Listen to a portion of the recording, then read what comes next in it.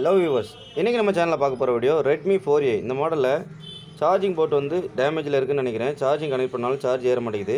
Check பண்ணி பார்க்கலாம். ஷேக் பண்ணால் கூட ஏற மாட்டேங்குது. சார்ஜிங் போர்ட் ரீப்ளேஸ்மெண்ட் பண்ணணும். எப்படி பண்ண போகிறோங்கிறத இந்த வீடியோ. இந்த வீடியோவை ஸ்கிப் பண்ணாமல் ஃபுல்லாக பாருங்கள். வாங்க வீடியோக்குள்ளே போகலாம்.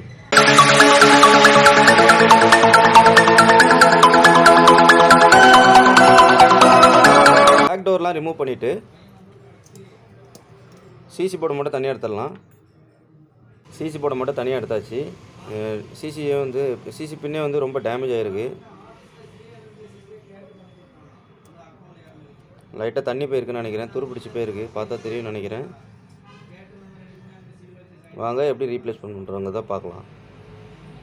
சார்ஜிங் கனெக்டரை சுற்றி லைட்டாக கொஞ்சம் பேஸ்ட்டை வந்து அப்ளை பண்ணிக்கலாம். அப்போ தான் எடுக்கும்போது ஈஸியாக இருக்கும்.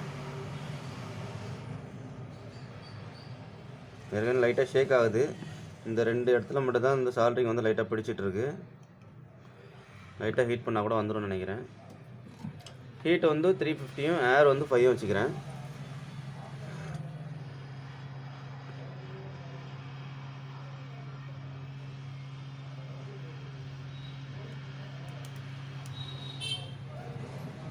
சேஃபாக எடுத்தாச்சு.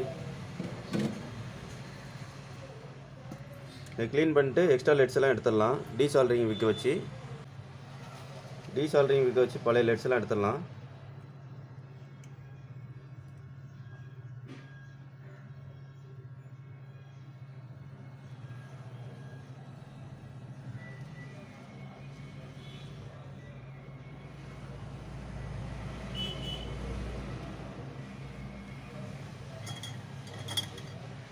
இந்த இடத்துல மைக் வருது. மைக்கில் படாத அளவுக்கு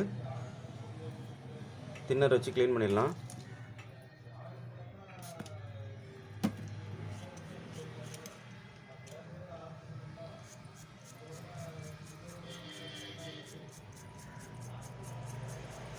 பாருங்கள், பழைய லெட்ஸ் எல்லாம் எடுத்தாச்சு.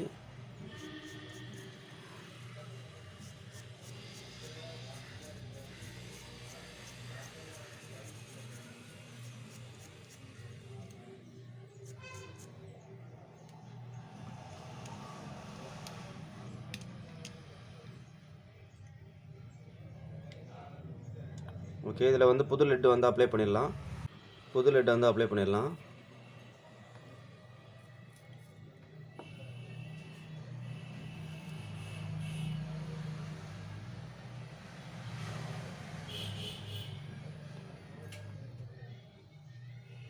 ஓகே, இந்த 5 லெக்லேயும் வந்து புது லெட் வந்து அப்ளை பண்ணியாச்சு. இது காம்பேக்டாக இருக்கிற மாதிரி அதோட சார்ஜிங் கனெக்டர் தான் அதோட ஒரிஜினல் கனெக்டரு எடுத்தாச்சு. ஓகே, இந்த கனெக்டரில் வந்து நிறைய டைமில் வந்து புது கனெக்டர் மாற்றினாலும் வந்து உடனே டேமேஜ் ஆகிறதுக்கு வாய்ப்பு இருக்குது. அப்படி ஆகாமல் இருக்கிறதுக்கு என்ன பண்ணலாம் அப்படின்னா, இதில் லைட்டாக கொஞ்சம் பேஸ்ட் அப்ளை பண்ணிவிட்டு லெட்டை மட்டும் வச்சிட்டிங்க அப்படின்னா இந்த இது வந்து பிரியாது. பார்த்தா தெரியும் நினைக்கிறேன். ஒரு ஜாயிண்ட் இருக்குது. அந்த ஜாயிண்ட் வந்து பிரியாமல் இருக்கும். வாங்க எப்படி பண்ணுறங்கிறத பார்க்கலாம். நிறைய பேஸ்ட் அப்ளை பண்ணக்கூடாது. லைட்டாக வச்சாலே போதும். இந்த ஜாயிண்ட்டில் வந்து கரெக்டாக வந்து பேஸ்ட் வந்து வச்சிடலாம்.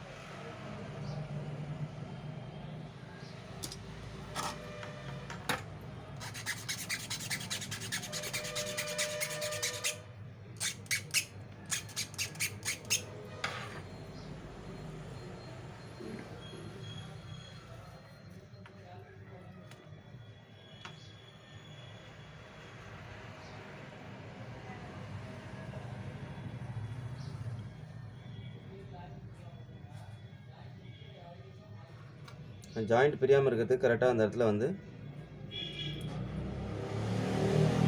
லெட் அப்ளை பண்ணிக்கலாம். பார்த்தா தெரியும்னு நினைக்கிறேன். அந்த ஜாயிண்ட்டை வந்து மறைச்ச மாதிரி வந்து லெட் அப்ளை பண்ணியாச்சு. கரெக்டான பொசிஷன் பார்த்து சார்ஜிங் கனெக்டர் வச்சிடலாம். ஓகே, ப்ராப்பராக ஃபிட்டிங்கில் இருக்குது. இப்போ இந்த 4 லெக்லேயும் வந்து சால்டர் பண்ணிடலாம். அதுக்கு முன்னாடி லைட்டாக கொஞ்சம் பேஸ்ட் அப்ளை பண்ணிக்குவோம். அப்போ தான் லெட் வந்து ஈஸியாக பிடிக்கும்.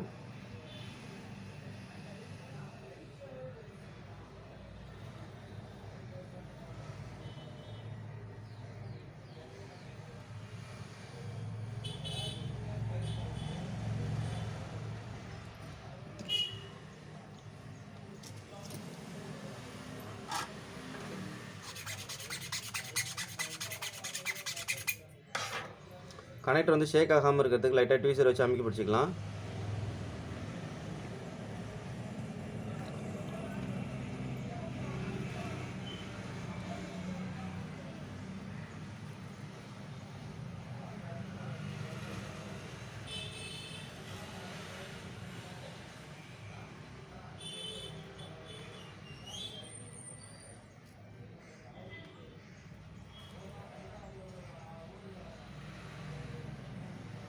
ஓகே, இந்த 4 லெக்கும் வந்து ஷேக் ஆகாமல் இருக்கிற பண்ணியாச்சு.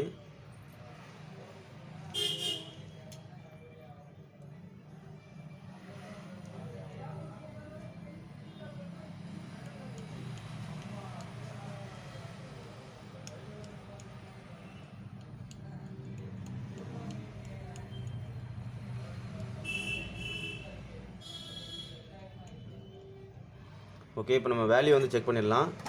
எல்லாமே செட் பண்ணியாச்சு, பார்த்தா தெரியும்னு நினைக்கிறேன்.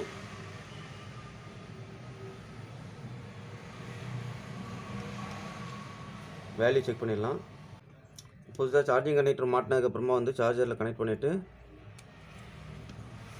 மல்டிமீட்டரில் வந்து 20ல் வச்சுக்கலாம்.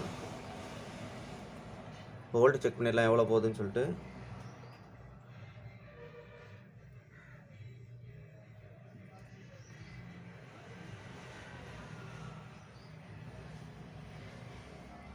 ஓகே, நம்மளுக்கு 5.26 வோல்ட் வருது.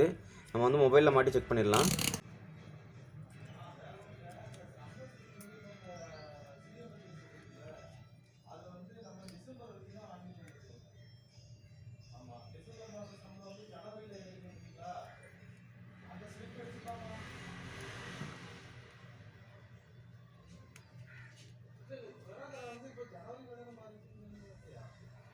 எம்ஐ லோகோ வருது.